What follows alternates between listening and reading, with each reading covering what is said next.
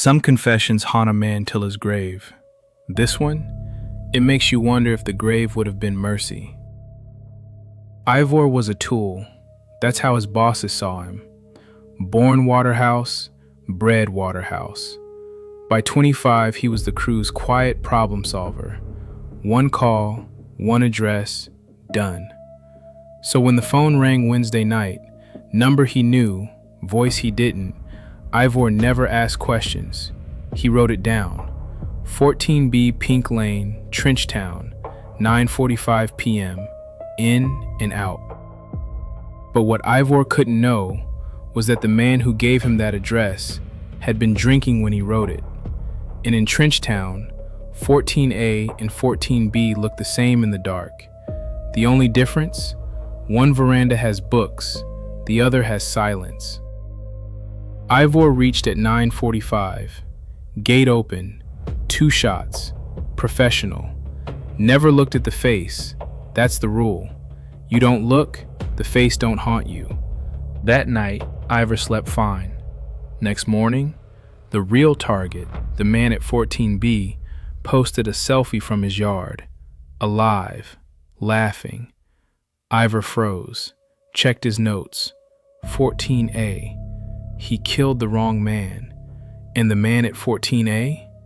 They called him Mr. Marshall. Coach, the homework man.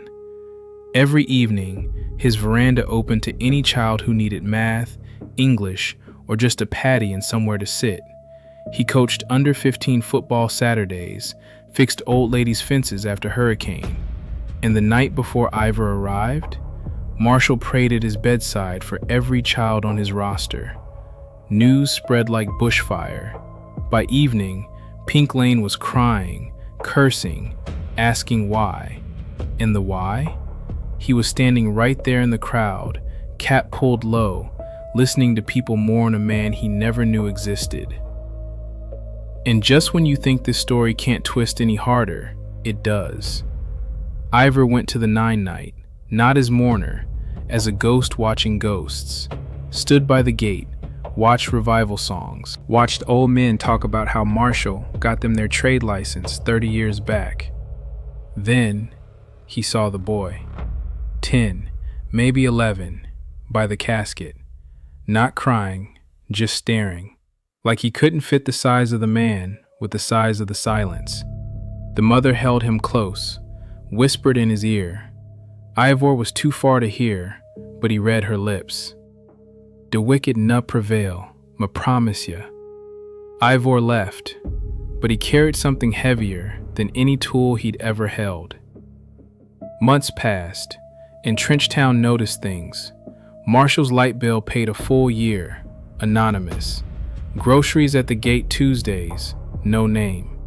Every Saturday, a black car sat across from the football field, 4 to 6, tinted windows, engine off, somebody watching. Ivor never stepped in the yard, never let the boy see his face, but he watched, tried to balance the scale. You take something, you give back. That's the code. But here's where it cuts deep, real deep. The crew noticed. They saw Ivor at the bar ordering water instead of Hennessy, sitting alone.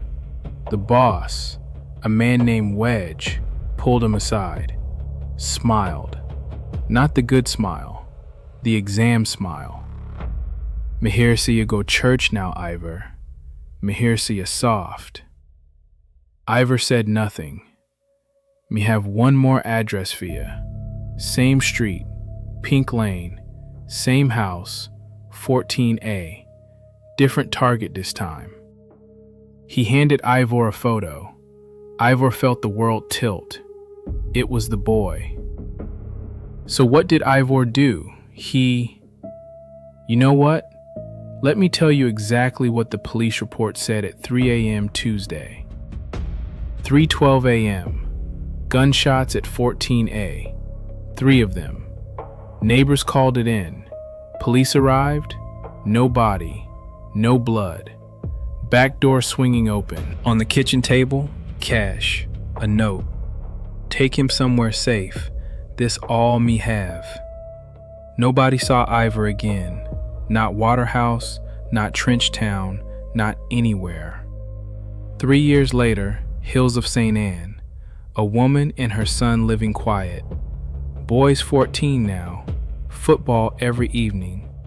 One day, a man at the fence. Tall, cap low. Boy squinted. The man nodded. Once. Turned. Walked into the bush. Boy ran to his mother. "Mummy, the man from the photo. The man Uncle Clem show we."